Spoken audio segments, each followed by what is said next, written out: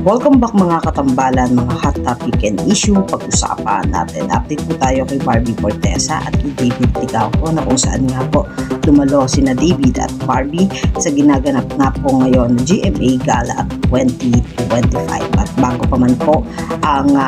naturang GMA Gala 2025 ay naglabas naman ng mga photo kung saan nga po ay pinakita na ang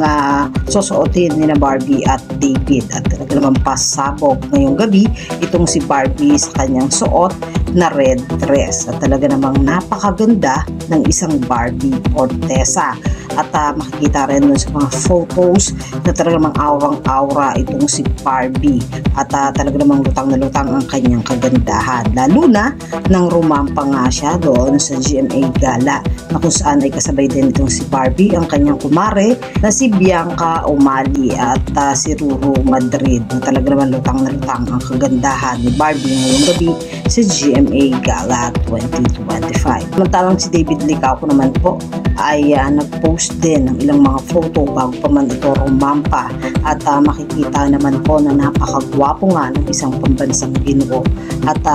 makikita rin yung old rose na suot